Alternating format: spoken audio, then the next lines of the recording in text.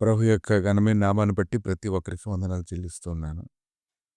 ఈ ఉదయకాలాన్ని ఆయన సన్నిధిని సమీపించేటువంటి వారందరూ బలపరచుకోవాలని ఎంతగానో కోరుకుంటూ ఉన్నాను. పరమగీతము 2వ అధ్యాయం 1వ వచనం. నేను షారోను పొలంలో పూయు పుష్పం వంటి దానను, లోయల్లో పుట్టు పద్మం వంటి దాన్ను. మనుషులందరి దృష్టికి నువ్వు పెద్ద ప్రాముఖ్యమైన వ్యక్తివేం కాకపోవచ్చు. కొంతమంది నీకు విలువనివ్వచ్చు, కొంతమంది అది కూడా ఇవ్వకపోవచ్చు. కానీ ఈరోజు దేవుని దృష్టిలో నువ్వు శ్రేష్టమైనటువంటి వ్యక్తివి. ఎందుకంటే ఆయన ఉద్దేశాలు నీ ఎడల ఉన్నవి కాబట్టి, ఆయన ఉద్దేశాల చొప్పున నిన్ను నడిపించి కొండ మీద ఉండే పట్టణంగా ఆయన చేయాలనుకుంటున్నాడు కాబట్టి, ఆయన దృష్టిలో నువ్వు విలువైన వాడివే, విలువైన దానివే. కానీ లోకమంతా నిన్ను గుర్తించకపోతే, లోకంలో నిన్ను తక్కువ చేసి చూసినప్పుడు నువ్వు బాధపడడం కాదు, దేవుని దృష్టికి, ఆయన ఉద్దేశాల దృష్టికి నువ్వు సరిగా ఉన్నావో లేవో చూసుకొని, దానికి తగినట్లుగా నువ్వు జీవించలేకపోతున్నందుకు నువ్వు బాధపడాలి. అయినప్పటికీ కూడా నిన్ను ఓదార్చడానికి, నిన్ను బలపరచడానికి, కృప చూపించడానికి దేవుడు శక్తిమంతుడు ఉన్నాడు. ఆయన కేవలం నిన్ను ఓదార్చడమే కాదు, జనులందరి దృష్టికి నిన్ను యోగ్యులుగా, యోగ్యురాలుగా ఉంచడానికి ఆయన చేయుచున్నటువంటి ప్రతి ఉద్దేశానికి తగినట్లుగా నువ్వు జీవించాలని ఆయన కోరుకుంటూ ఉన్నాడు. కాబట్టి ఈ దినాన ప్రతి ఒక్కరు కూడా తమ గురించి తాము తక్కువ చేసుకుంటూ ఉంటారు. ఇతరులు తాము తక్కువ చేసినప్పుడు కృంగిపోతూ ఉంటారు. కానీ దేవుడు నిన్ను శ్రేష్టమైన వ్యక్తిగా ఉంచుతున్నాడు కాబట్టి, ఈ దినాన యెషయా గ్రంథం 40వ అధ్యాయము 3-5 వచనాలు. ఆలకించుడి, అడవిలో ఒకడు ప్రకటించున్నాడు ఎట్లనగా, అరణ్యంలో యెహోవాకు మార్గం సిద్ధపరచుడి, ఎడారిలో మా దేవుని రాజమార్గం సరళం చేయుడి. ప్రతి లోయను ఎత్తు చేయవలను, ప్రతి పర్వతమును, ప్రతి కొండను అణచవలను.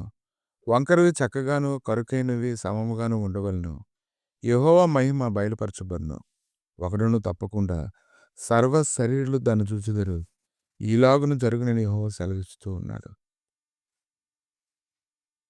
కనుక ఈ దినాన నీ ఎదురుగా ఉన్నటువంటి కొండలు కానీ, లోయలు కానీ, కరుకైనటువంటి మార్గాలు కానీ, వాటిని సరళం చేయడానికి దేవుడు ఎంతో శ్రద్ధ తీసుకుంటూ ఉన్నాడు. ఎందుకంటే శ్రేష్టమైనటువంటి ఉద్దేశాలు నీ జీవితంలో నెరవేర్చబడాలంటే ఆయన చేయవలసిన దాన్ని ఆయన చేయాలి. నువ్వు చేయవలసిన దాన్ని నువ్వు చేయడానికి నువ్వు సిద్ధపడాలి. కనుక ఈ దినం వ్యర్థమైనటువంటి వాటిని బట్టి దుఃఖపడడం కంటే నిరంతరం నిలిచేటువంటి దేవుని వాక్యాన్ని బట్టి మనం ఉండాలి. దేవుని వాక్యం ఎలాంటి శక్తివంతంగా ఉంది? యెషయా 40వ అధ్యాయము 6-8 వచనాలు. ఆలకించుడి, ప్రకటించుమని ఒకడు ఆజ్ఞించుచున్నాడు, నేనేం ప్రకటించడని మరి ఒకడు అడుగుచున్నాడు. సర్వశరీరులు గడ్డి అయి ఉన్నారు, వారి అందమంతి అడవి పువ్వు వలె ఉన్నది. యెహోవా తన శ్వాసము దాని మీద ఊదగ గడ్డి ఎండును, పువ్వు వాడును. నిశ్చయముగా జనులు గడ్డి వంటి వారే, గడ్డి ఎండిపోవును, దాని పువ్వు వాడిపోవును. మన దేవుని వాక్యం నిత్యము నిలుచును. ఆ దేవుని వాక్యం నీలోనికి వస్తే అప్పుడు నువ్వు నిలుస్తావు కదా. కనుక నీ హృదయం అంతా దేంతో నింపబడుతూ ఉంది? నిన్ను ఎలా నడిపించాలో తెలుసు, నీకు ఎలాంటి బహుమానం ఇవ్వాలో తెలుసు, ఏ పరిస్థితులు నెత్తి పట్టుకోవాలో తెలుసు.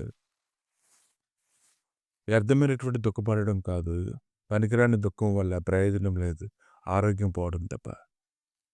కనుక శ్రేష్టమైనటువంటి సన్నిధి నిన్ను కమ్ముకునేలాగా ఆయన సన్నిధిలో నువ్వు కన్నీరు కార్చు.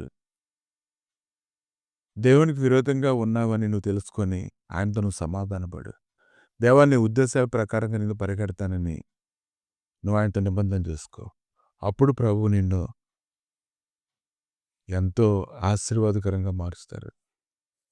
అది నువ్వు చూడగలుగుతావు, అది నెరవేర్చబడుతుంది, దుఃఖం అనేది నీకు ఉండదు. ప్రభా ఉదయకాలాన్ని తండ్రి ఎంతమంది అయితే నాయన నీ సన్నిధిలో సనుగుతూ ఉన్నారు, గొనుగుతూ ఉన్నారు, తమ శ్రమలను బట్టి కృంగిపోతూ ఉన్నారు. దేవా నువ్వు చూడడం లేదని ఎంతమంది అయితే అనుకుంటున్నారు, వారందరినీ ప్రభా నాయన మీరే జ్ఞాపకం చేసుకుంటున్నందుకు వందనాలు.